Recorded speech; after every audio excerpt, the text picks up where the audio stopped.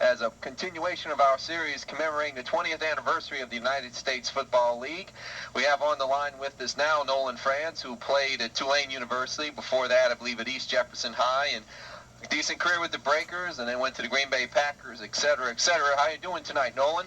Doing fine, Bill. How are you? Oh, doing okay, except I'm wet, so. We're wet here, too, in New Orleans, so don't feel bad. All righty. Well, I'll tell you what, you've had a pretty productive football career, and a lot of it, of course, being local. You started off, are you originally from, I believe, was it Gretna? No, I was born and raised in New Orleans. Okay. And then, of course, you moved on, and, well, that's, like I said, your high school career, I believe you primarily played at East Jefferson? Yeah, I went to East Jefferson 1973 and graduated 1977. Okay, and you did y'all have a lot of postseason appearances in that stretch you were there? Yeah, we had some good teams. We had my junior senior year, we were undefeated in district, and our nemesis during that time period was the Rummel Raiders. We couldn't seem to get past them, much less score upon them, but we were able to play them to a 3-3 tie my senior year, but we never got to meet up in the postseason. We made the playoffs, and we went on to play a team by the name of Baker High, and they had a pretty good running back by the name of Hokie Gajon, and they beat us in the playoffs that year, the first game 12-6. I thought Baker was a good football team. I thought they would even go further than that, but the following week they ran into a team by the name of South Lafourche, and they had a quarterback by the name of Bobby Hebert. So it was pretty interesting my senior year as far as the state playoffs was concerned, and a lot of the teams that were in it and the athletes that came out of it. Yeah, of course, I heard a lot of things about Rummel. They let people like Ed Daniels go to school there, so. Well, they were called the Super Ants back then. They don't have that name anymore, but they were well coached. They didn't have a lot of size, but they made up for the lack of size with the coaching and the heart that they had. Well, from there, of course, you went on to wonderful Tulane University. I guess when you initially were there, Larry Smith must have been the head coach. Well, that's true. I walked on at Tulane in 1977. Followed my good friend Marty Wetzel there. He was on a full scholarship, and walked on at Tulane. And Tulane was having sort of a down couple of years there. When I got there, I think they were 3-8 one year, and I think my second year we were 4-7. But by the time my junior year rolled around, Larry Smith's program was in full swing, and went on to go play in the Liberty Bowl in 1979. And of course, 1980 and 81, we had winning seasons and more bowl appearances. So it was quite an experience playing at Tulane. It was my love ever since I was a child. And I tell you what, if I was going to walk on any institution and have to go through what I went through, Tulane was going to be the only school for me. Now, I take it there's a certain reason why you don't remember part of the Liberty Bowl, right? Well, I got my bell rung, pardon the pun, on the opening kickoff. We played Penn State in that game, and that was the year after they had played Alabama in the Sugar Bowl for the national championship. So these guys were serious. And all I remember was that we kicked the ball off, and I ran down the field, and I don't know what hit me, but for the rest of the game, my head was not in the game. I got my bell rung so bad, Bill, that it took me, I think, 2 days to recover. And of course, that game, unfortunately, Penn State won near the end, 9-6, basically an all-field goal game. Yeah, it was a fantastic game, great spectator game. We had an opportunity to actually win that game. But, you know, you're playing against Joe Paterno, and he's got a running back by the name of Kurt Warner, quarterback by the name of Todd Blackledge, fullback by the name of Matt Suey. You know, they were a serious football team. We played an outstanding game. It was unfortunate that we came up on the short end of it, but I tell you what, it was a fantastic game from a spectator point, and Tulane had nothing to be ashamed of. We played a top-notch class football team, and really played them and gave them all they could handle. And of course, this is another great example that while it's one thing, the vast majority of college players do not even go on to any NFL career. I think of Tulane's 79 team because that was the first year I regularly started to watch college football. And you had Rock Honus at quarterback, who went on to become a doctor, and Reggie Reginelli as part of the same team, I believe, who went on to become a lawyer. Yeah, you had quite a few guys in that team that not only excelled athletically but academically. Rock was a great student athlete, so was Reggie. You know, you had a couple other people on that team that were noteworthy as well. You had Eddie Murray, and Eddie was just a phenomenal field goal kicker and went on to play many, many years in the NFL. But you had a lot of guys on that team, of course, who were good student athletes, and we had a good core of kids from the New Orleans metropolitan area at the school at that time, and there was a lot of in-state kids that went to Tulane during that time period, which really made for kind of a home ground cooking. It was a wonderful time in Tulane athletics during that time period because we were having great success nationally, and of course we were beating LSU 2 out of 3 years, which of course really sweetened the pot for us. And now, of course, Larry Smith, the head coach, later after the 7-9 season left, I believe, to become the head man at Arizona, and then comes along Vince Gibson, working for Vince. I take it he was a lot different than Coach Larry. Yeah, like night and day. Vegas Vince, Coach Gibson was a great coach. I tell you, he was just a different type of coach. His approach was different than Coach Smith's, but both coaches were very good coaches. Of course, Coach Gibson came from Louisville and had a great success track record with him there. So he came to Tulane and did a fine job. I mean, he beat LSU, I think it was 3 out of 4 years, and went to 2 bowl games under Coach Gibson. So we had some good success with him. I enjoyed him. He was not only a great coach, but he was a player's coach. He was a real friend to the guys off the field as well. Oh, yes, he definitely had a lot of personality, and, of course, we talk about the USFL, which we'll get more into in a minute, but I do remember the great trivia question of New Orleans broadcasting in '84 when the Breakers were here. Dick Corey's television show was on Channel 8 WVUE, and the man who hosted that show was Vince Gibson. And he brought on the Las Vegas Vince character with him. He did his own segment called, I believe it was called Vegas Vinny's Corner, where he'd actually predict who he thought would win each USFL game. So he had, like I said, a dynamo of a personality, and of course he stayed. A handicapper, huh? Oh, he was out there. He knew how to relate to people. That was, I think, his great gift when he got into broadcasting.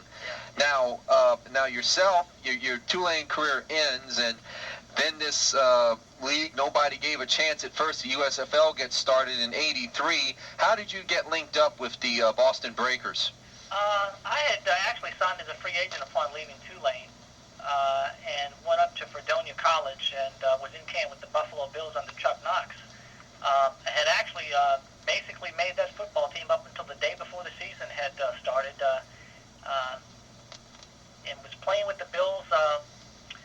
USFL had begun to take shape, and what they had done is they had begun to have what they call a regional draft. So any USFL team that was in the region could draft from any NFL team that is the last roster cut.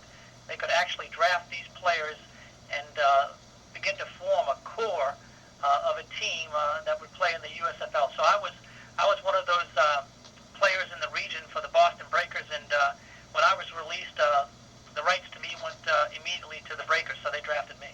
Wow, it's incredible. And then '83, of course, the head coach up there, another interesting character, Dick Corey, a gentleman who had previously, I believe, been the defensive coordinator for Dick Vermeil with the Philadelphia Eagles. Yeah, actually went to the Super Bowl with Coach Vermeil. Dick's a fantastic coach. I can't say enough about the Corey family. His son Steve was also a coach. He coached me as a wide receiver coach, but just a phenomenal family. Again, a great players coach, and we were predicted to be last in our conference and in the league in the USFL in the inaugural season, and we wound up going 11-6, and really impressing and proving a lot of the pundits wrong.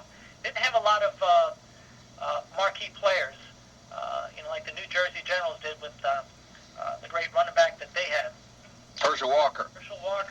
But we had a lot of guys who were willing to play hard and to give it all they had. And when you've got that type of team concept, you can go a long way. So the 1984 Breakers, 83 Breakers in Boston were truly something special. I'll never forget it. Now, interesting thing about that, we played this a few nights ago on the air when we do our Closet Sports Soundbite segment. I told people about the immaculate deflection. When in Nickerson Field in Boston, you hosted the Philadelphia Stars. A few weeks prior to that, the Breakers almost defeated the Stars in Philadelphia, but unfortunately the receiver had missed Johnny Walton's 4th down pass in the end zone. So tell everybody what you kind of told me about the other night about the greatness of the immaculate deflection and how that all came about. I believe Philadelphia was leading y'all by 4 points going into the last drive. Yeah, that last drive was really the miracle in itself because we converted 2 fourth down plays, 4th and 19, I think 4th and 9, and the clock was against us. We were playing in front of a sellout home crowd, and Philadelphia, if they had won that game, would have clinched the conference. From what we heard after the game, they had the ice and the champagne all ready to go. But to make a long story short, we kept the drive alive. We converted 2 fourth down plays, and time was running out. And we had to come up to the line. Johnny Walton had audibilized the play, and I had a couple of guys doing a crossing pattern, and Charlie tried to hit the quarterback tried to throw it to Charlie Smith, a crossing route. Of course, Charlie said he planned it this way, but it went off his hand and ricocheted off another defender's hand and wound up in the hands of one of my teammates, Frank Lockett. And I tell you what, it was just a phenomenal play to end the game. And the on-the-field celebration after the game was something else to behold. I've never seen anything like that before, but the fans poured out of the stadium. It was just one of those great spectator moments, and I'll never forget it. And, next to Doug Flutie's Immaculate Hail Mary pass, they've got this thing in Boston now called the Immaculate Deflection, so that's the story behind that play. Now, then that same season in '83, it's hard for me to forget this, but the Breakers hosted Bobby Hebert and the Michigan Panthers. Yeah. And in that game, near the end, the Breakers were trying to drive downfield to either tie or win the game. And the rule in USFL was in the last 2 minutes of the half or the game, the clock temporarily stops until the chains are reset. And the Breakers went downfield. I think they even got inside the 10-yard line, and they were trying to hurry up and get to the line of scrimmage. The clock was supposed to stop on the movement of the chains, and it didn't. Yeah, I remember the game. Johnny Walton had thrown for over 470 yards, and we came back in the second half, and very high-scoring game. It was on national television, ABC, and I'll never forget it because you're right. We wound up on the 1-yard line, and we couldn't get another playoff because they hadn't stopped the clock. But that was a very, very spirited game, and the Michigan Panthers and Bobby Hebert, it was just one of those great football games in the spring. There was a lot of great moments in the '83 inaugural season, and that was one of them, and it was nationally broadcast. And it was also caught on tape. Dick Corey was so upset the officials wouldn't stop the clock that he was chased him off the field, and at one point a security guard went up to an official and asked him, do you want him away from you? And the official said, no, don't worry about it. Well, that's the kind of Coach Corey is. He strongly believes in something. He gives it his all, and there was no doubt that he was right about his position on that play. It was just unfortunate that we couldn't get that next down. All we needed was one more down, and it would have been one of the greatest victories in the USL for any quarterback because, like I said, he threw for 475 yards, and I can't remember his statistics on the day completion-wise, but he just had a phenomenal game. Johnny Walton was at the top of his game on that day. And not to mention, Johnny Walton was out of football for 2 years, and Coach Corey asked him to come back. Yeah, they had a previous relationship, and Coach Corey was so confident in his ability and his capability as a leader that he got him out of retirement. And for that, Johnny had a couple of good seasons in the USFL, and I'm sure he'll take those with him and think about him as he grows older. Now in '84, the team packed up and moved to New Orleans, and of course you came along with them. And of course, one of the other accomplishments you had here, you were the holder for Tim Mazzetti's field goals. Oh, Tim was a phenomenal kicker. It was a privilege to hold for Tim. Tim made his mark in the NFL, I think, when he was kicking with the Atlanta Falcons. He was the bartender turned kicker who kicked, I think, 5 field goals on Monday Night Football. So when Tim came to the USFL, his reputation preceded him, and having the opportunity to kick for Tim in the 3 years I played in the USFL was a privilege. I tell you what, it made my job as a holder real easy because all I knew was that if I could put the ball down and get the laces away from his foot, Tim was going to put it through the uprights. And then '84, of course, the New Orleans version of the team started up, and so many decent players, but obviously the one I think about most was the team's first-round draft pick in Buford Jordan, and a guy that gets over 1,200 yards that 1984 season. Lee Grosscup of ABC thought that Buford might have been a great candidate for Rookie of the Year if it wasn't for a guy named Jim Kelly in Houston. Buford, he must have been one heck of an asset for that offense. Oh, well, Buford was in his prime. I think Buford, he went on to play for the Saints in the NFL, and he did a great job there as well. But I think when Buford was with the '84 Breakers, I think you saw someone who was powerful, young, fresh. The injuries hadn't really caught up with him yet, and just had an outstanding year. You're right. He could have very easily been Rookie of the Year if it hadn't been for a great year by Jim Kelly. Now, also that year, the Breakers brought in another guy who left the University of Oklahoma after one season by the name of Marcus Dupree. And Marcus, I can't remember if it was injury or what, but it just seems like all the hype that he was given when he was with the team here and in Portland, he never seemed to live up to expectations. Well, Marcus was a man-child. He was phenomenal talent, super strong. It just seemed like his talent ran ahead of his maturity. But he was a phenomenal player. I mean, on the field, he was very, very formidable. I think what happened with Marcus is there was a series of injuries, and he could not possibly overcome one that was really catastrophic to his knee. But, I mean, his career at Oklahoma under Barry Switzer speaks for itself.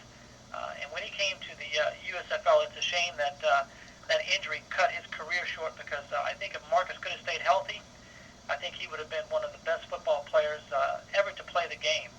But that's the nature of the game, Bill. Injuries sometimes come into play, and I'm sure that there are a lot of athletes who could have made their mark if it hadn't been for a season-ending or a career-ending injury. Now, in New Orleans in '84, the team started 5-0. Unfortunately, gradually slid towards the end and wound up finishing up 8-10.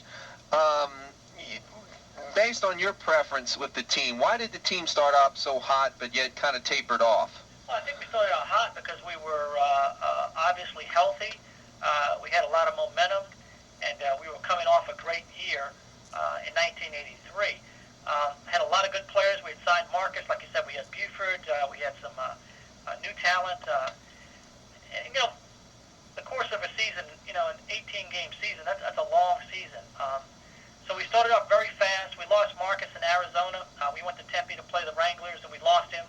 Had a couple of key injuries on the defensive line, and before you know it, other teams begin to figure out your weaknesses and your strengths, and it was just one of those situations where we hit a skid, and we couldn't recover. When you lose a player like Marcus, he was probably 25-30% of our offense. But Buford came in and did a fantastic job that year. It's just that we couldn't stop the opponents from scoring more points than we scored. So we looked like we were going to have a winning season, but again, injuries came into play, and at the end there we hit a little skid. Now, of course, the most exciting game I thought y'all had played in '84 was, I think, in Week 5, the overtime game in the Superdome against the Chicago Blitz. Oh, I remember that one because that was the game I got hurt.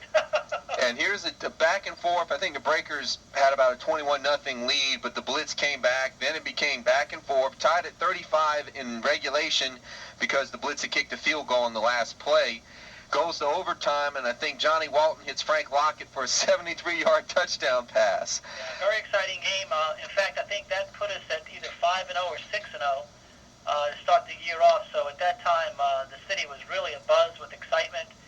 The USFL was new, and they had a winning team. So the Breakers in New Orleans, it was a good marriage up to that point. Yeah, that was an exciting game. And then, anyway, the team finishes up 8-10. I knew things were wrong because, of all things, the last game of the year, you lose to the Washington Federals. Well, like I said, we hit a skid, and I think what happens is over the course of a season, the injuries begin to take its toll. We never could recover from those injuries, so we were playing teams that were better than us to begin with, and they were healthier than us.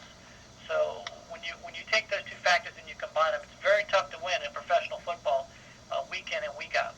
Now, '85, the team goes up to Portland, and I believe it was a losing season that year, and the USFL wound up folding after 1985. But I had played for the listening audience the game y'all had against Memphis, where here the Breakers losing 14-7 at the 2-minute warning. And then it was either Doug Woodward or Matt Robinson threw a touchdown pass to Marion Brown to tie the game. Yep. Then Memphis comes back. Mike Kelly was their quarterback, and Joe Restick intercepts the pass, runs it back, and you come out there to help hold for Tim Mazzetti, kicks the winning field goal, 17-14, last play of the game. Yeah, the Breakers pretty much were like the cardiac kids. We could only win under duress. We never seemed to hang on to a lead very long, and if we did win a game, it was always chock full of excitement. So a lot of great memories in the USFL, William, and those games, you'll never forget them because they're so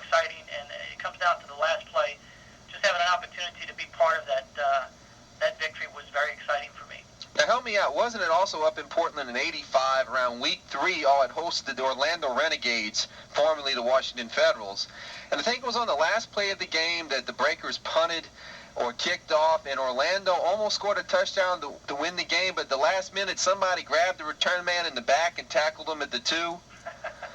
Yeah, that was another exciting game where it came down to the wire. We couldn't score enough points to win, but the defense was on the field, and they had to win the game for us, basically. But, yeah, it was one of those games. It was a real knuckle-biter, and the opposing team wound up on our 2-yard line on the last play.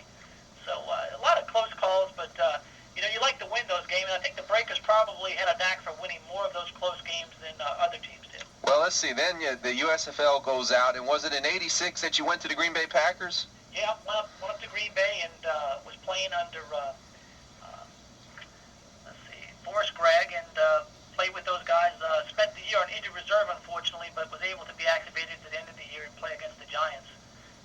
But that was about it. I tell you, by the time I got to the NFL and played that 1 year, I began to have problems with my right hamstring, and I was 28 years old, Bill, and the injuries began to catch up with me. I was a wide receiver that ran about 4'5", 4'6", maybe, with the wind behind my back. So at that point, it was time for me to probably get out, and I'm glad I did. But it was nice to make it to the NFL. It was nice to get to play in it, and it was the icing on the cake for me. Now, of course, we shouldn't forget about another game you played in. You probably haven't thought about in years, because I was the ball boy for it, and that was the 1990 Saints Hall of Fame flag football tournament on the Dome floor.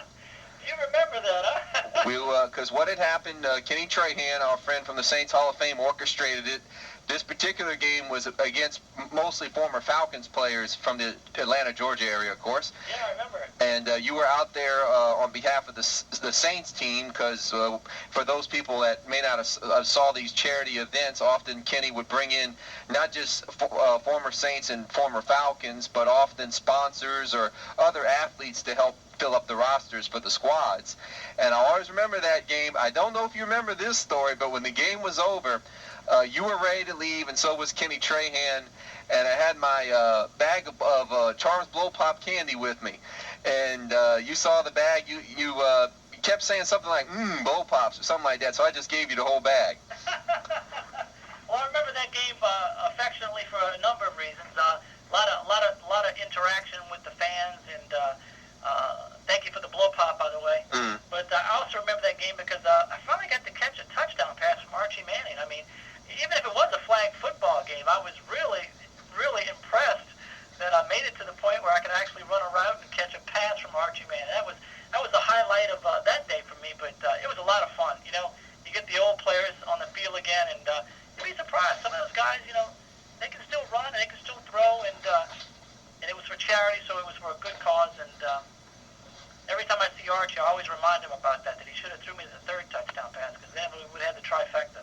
Well, before we close out the interview, we have to talk about last year when you almost became the subject of controversy from a letter published in the Times-Picayune, which I think you might know what I'm talking about. Well, yeah, I remember one of my old teammates from East Jefferson, Corky Walsh, had written a letter. And he wasn't treating Peyton Manning too wisely, or the Mannings too affectionately. And I had to write back and let the public know that Archie is first class. He's a great individual. He's done a lot for the game of football and the city of New Orleans. And Peyton is right there up with him now. I mean, I know that Peyton's.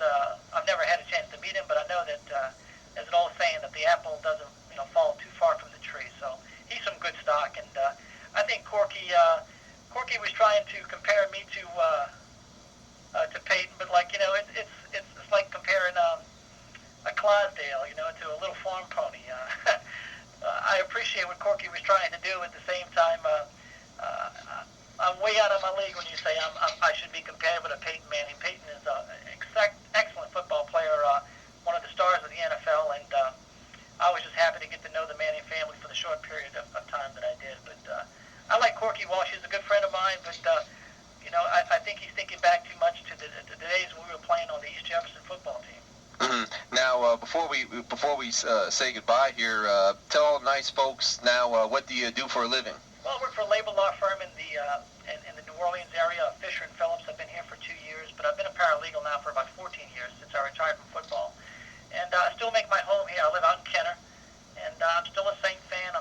Tulane fan, and believe it or not, I'm still an LSU fan. I just don't root for the Tigers when they play Tulane. But this is my hometown. I love it, and I tell you,